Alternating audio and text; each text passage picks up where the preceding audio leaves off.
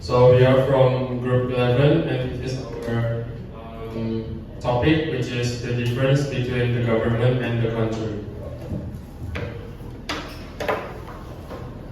And these are our main topics.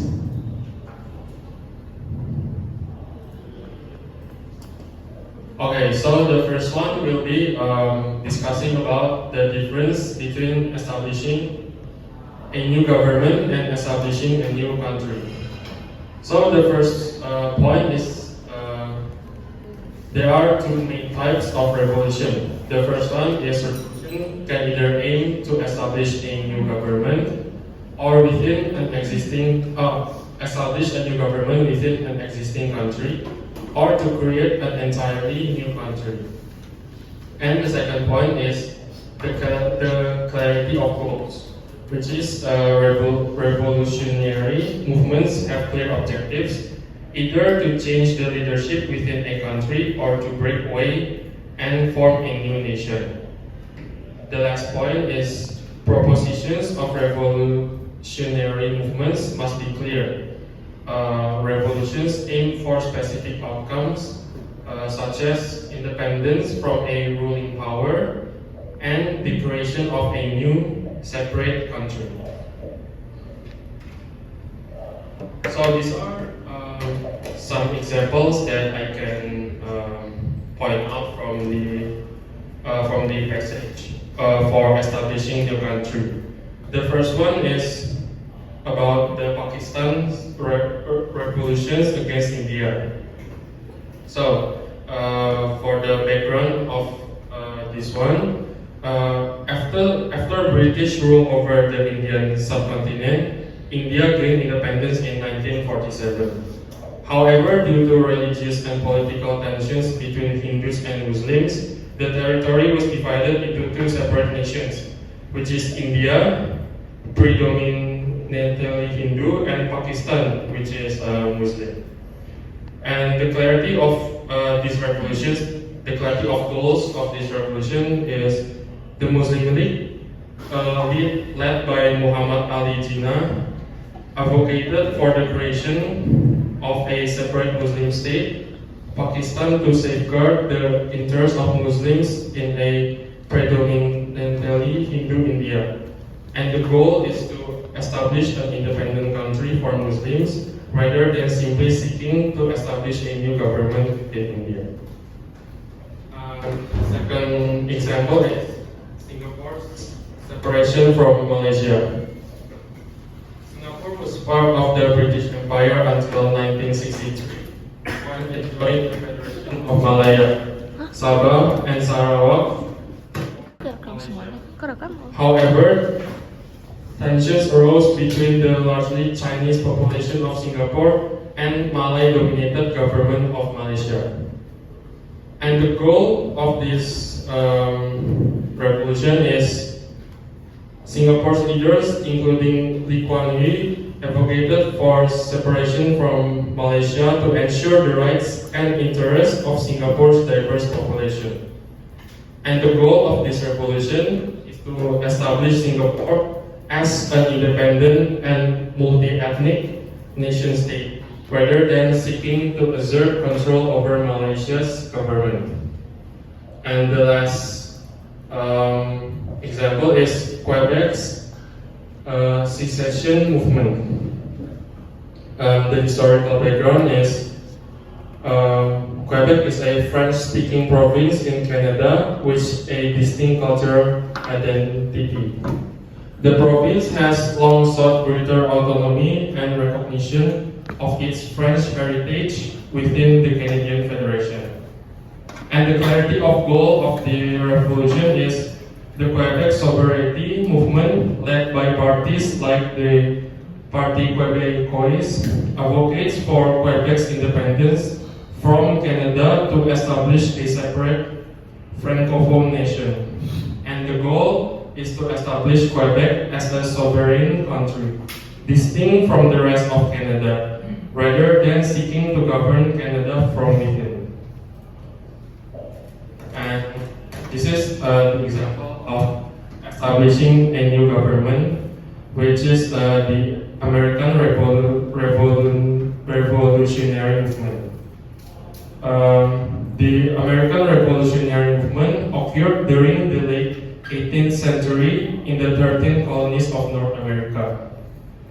colonies were under British colonial rule and sought independence from British control. And the objective of this movement is the American Revolutionary Movement, which established a new form of governance that represented the interests of the American colonies. Okay, so the next chapter is China's revolution is not about establishing a new country. The passage explores the distinction between establishing a new government and establishing a new country using examples like from the Chinese history. This mainly highlights how revolutionary movements in China, like the Kuomintang and Communist revolutions, aim to reform governance within existing territory rather than create separate sovereign states. And the concept of one country, two governments is discussed in the passage, emphasizing its implications for sovereignty, disputes, and political stability. And the passage also underscores the complexities of resolving these disputes within a unified territory. And these are some examples that we can see from the passage. Okay, so we're moving on from the second one. Mao Zedong's Chinese Communist Industrial Revolutions. It's basically a revolution aimed to establish a new government under the People's Republic of China, distinct from the Kuomintang regime. And the third one is civil war and struggle. It's basically about the conflict between the Republic of China, ROC, and the People's Republic of China, revolves around political power within China rather than the establishment of a new country. And the movement is to exert control and establish sovereignty over the island, thereby consolidating political power and influence within the region. Now to the next topic, which is diplomatic countries and national state. So first I'm going to explain what is the difference between government recognition versus state recognition. So government recognition basically acknowledge a regime as the legitimate authority within territory, while state recognition is more like acknowledge a distinct political entity as a sovereign state. And for the ROC case, so basically it was recognized by numerous countries after its establishment in 1912. Recognition was primarily government recognition, acknowledging ROC as the governing authority in China. ROC did not pursue state recognition as a separate sovereign entity. Its focus was on establishing a new government, not a new country.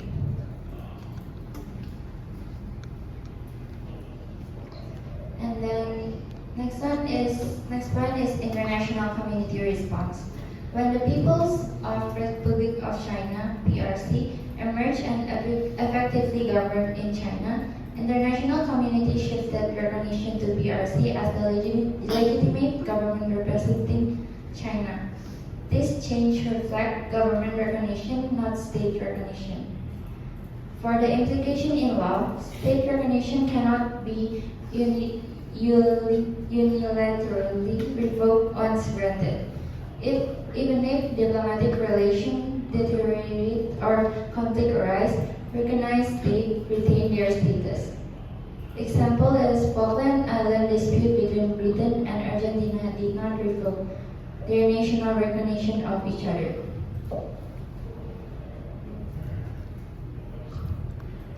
And then next topic is about severance of diplomatic relation, irrevocable nation recognition. So what is irrevocable recognition?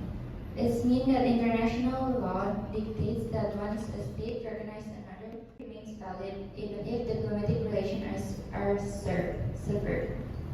The principle of irrevocability ensures that recognition persists despite change in political circumstance.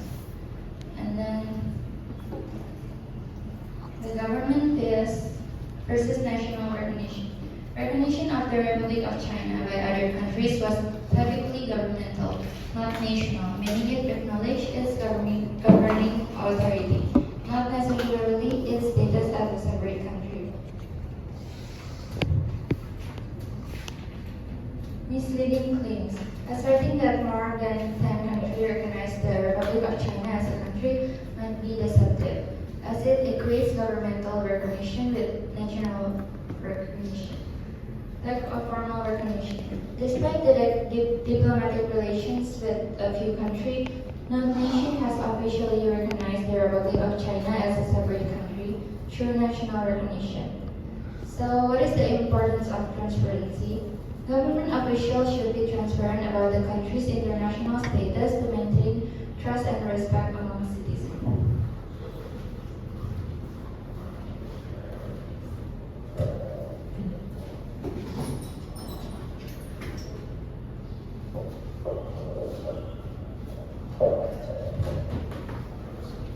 So I'm going to talk about the truth behind the Republic of China of withdrawal from the United Nations. In 1971, the United Nations resolved to recognize the People's Republic of China as the legitimate government representing China. This decision led to misconception about the Republic of China's withdrawal from the UN, propagated by some Taiwanese scholars. However, the truth is more nuanced. So here are 3 points. UN recognition. The UN acknowledged the people of the Republic of China as sole legitimate of government. This recognition was not a matter of expelling the Republic of China, but rather a decision to transfer representation to the new government. In the historical context, the Republic of China, despite being a founding member of the UN, lost its reputation due to the recognition of the peoples of the Republic of China. This was perceived by some as unjust, leading to misunderstanding about the Republic of China's status. And the misconception in 1965, Mao Zedong expressed regret over remaining China in 1949, sparking debate about the Republics of China representation in the UN. However, claims that Taiwan withdrew from the UN are misleading. Many mistakenly believe that the Republic of China was expelled from the UN. However, there is no record of any UN member state let alone a founding member, being expelled from the organization. The legal status of the Republic of China continues to exist as a historical entity in a region in a certain era, not as a separate country. It has relinquished its right to represent China in international organizations, including the UN, to the peoples of the Republic of China as the legitimate government of China. The implication is the resolution in 1971 marked the end of the Republic of China representing the UN. Despite this, some continue to suggest its status leading to misconceptions about this withdrawal from the organization. In conclusion, while the Republic of China represented the UN change in 1971, it was not expelled from the organization. Understanding this historical context about distinction and dispel misconceptions about Taiwan's UN status is crucial for clarity of the Republic of China's status in international affairs.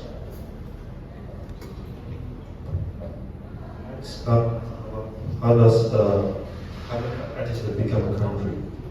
The main problem of Taiwanese people is that their attitude towards China is not tough enough, especially facing the Chinese Communist Party. They are timid and do not dare to claim that they are a country. Following life examples from why the Republic of China is not a country, mainly due to what Chinese people dare not to claim as a country. The same way we protected Taiwan to use its national flag or country name in international event of an identity. Despite being recognized by many countries as the legitimate government of China, the Republic of China, which is Taiwan, often refrains from asserting its country status in diplomatic negotiation. The constitutional ambiguity. The Taiwanese constitutional clause does not definitively declare Taiwan as a separate country, but rather a free region. This ambiguity uncertainty about Taiwan national identity and undermines effort to assert its sovereignty. The independent activities, while some advocate for Taiwan's independence, the lack of constitutional clarity hampers their cause. The constitution characterizes Taiwan as a region complicates efforts to establish Taiwan as a sovereign nation. And the Taiwan is currently in a rare status, which is Taiwan historical context as a region in rebellion against Communist China further complicates the international standing. Negotiation with China from a position of rebellion rather than sovereignty limits Taiwan's ability to assert itself on the global stage. The better recognition to overcome this timidity and assert Taiwan's status on the international stage, there must be clarity and unity in advocating for Taiwan's sovereignty and independence. This requires the reasoning constitutional language involved in asserting Taiwan's identity as a sovereign nation in diplomatic engagement. In conclusion, while Taiwan faces challenges in asserting its country status, overcoming timidity requires addressing consistency, ambiguity, and advocating for sovereignty on the global stage. So next topic we're going to discuss how the Republic of China country. So we have 4 key points for this topic. The first one is transformation of the Republic of China into a country. Advocates stress the importance of asserting the Republic of China national identity and international affairs and cross-strait negotiations to facilitate its recognition as a sovereign nation. This entails confidently displaying national symbols and asserting sovereignty. The second one is lack of assertiveness in national identity. The government of the Republic of China has been hesitant to assert its national identity, avoiding terms like Republic of China in cross-strait talks and international forums. This reluctance undermines its claims to statehood and hampers its transformation into a recognized country. The third one is inconsistency in political parties' positions. Despite advocating for Taiwanese independence, the Democratic Progressive Party, or DPP, maintains ambiguity regarding the status of the Republic of China. This inconsistency raises questions about the party's stance and sovereignty and its commitment to the independent movement. Also, the last one is calls for clarity and actions. Some argue that if Taiwan is already a country, efforts should focus on defending the Republic of China rather than pursuing a separate sovereign entity. This entails clarifying the Republic of China's status and actively asserting its sovereignty on the international stage. The next topic we're going to discuss about groups or individuals cannot recognize that the Republic of China is a country. So about this topic, we have 3 key points. The first one is Democratic Progressive Party, or DPP, recognition of the Republic of China. Upon issuing power, the Democratic Progressive Party, or DPP, began acknowledging the Republic of China as its titles and country to consolidate its electoral mandate and elect legitimacy. This move aimed to legitimize its authority within the existing framework. The second one is contradiction in recognition arguments. Some individuals and groups argue that participation in Republic of China election or possession of its documents implies recognition of it as a country. However, this nation contradicts international law and common sense. According to international norms, only sovereign states have the authority to recognize other countries. The Republic of China lacks of international recognition as a sovereign state renders individual recognition futile. So the last one is need for clarity and realism. It is crucial for Taiwanese citizens not to deceive themselves into equating position of the Republic of China documents with recognition it as a sovereign state. Despite assertion to the contrary, the Republic of China primarily represents the former Chinese government and lacks international statehood recognition. Realistically, Taiwan's path to international recognition and sovereignty lies in establishing itself as an independent country separate from the Republic of China.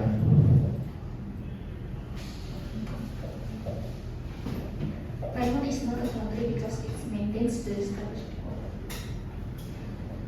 The Republic of China ROC in Taiwan isn't recognized as a separate country internationally. Due to its adherence to the status quo and its historical peace with mainland China, despite having its own government structure like the Mainland Affairs Council and Ministry of Foreign Affairs. The ROC doesn't declare independence from China. Consequently, it's seen as a rival group by some. The status quo is maintained partly because Taiwanese business operating in China can receive full protection from either government. The international community, including the US and Japan, doesn't officially returns Taiwan as a country. Begin diplomatic negotiation with China instead. This lack of extermination is not solely due to China's pressure but also stems from Taiwan's own choice not to accept independence. Therefore, welcoming external factor like China influence is misleading. It's Taiwan's own decision to maintain the status quo as a rebel group that limits its international recognition. Only by explaining the will to build a nation can the international community intervene. The international community will only intervene if Taiwan clearly expresses its desire from independence from China and actively works towards establishing its own nation. Currently, Taiwan is reference to the Republic of China system and its status as a rebel group allow China to pressure other countries not to engage with Taiwan. This decision arises from Taiwan's own choice, not solely due to China's influence. Despite many in Taiwan considering themselves independent, the lack of process in nation building stems from a lack of understanding of how to achieve independence. The Taiwan Communist Study indicatively emphasizes the need for Taiwan to boldly declare independence and actively pursue nation building efforts, rather than simply dreaming of independence without conscious action.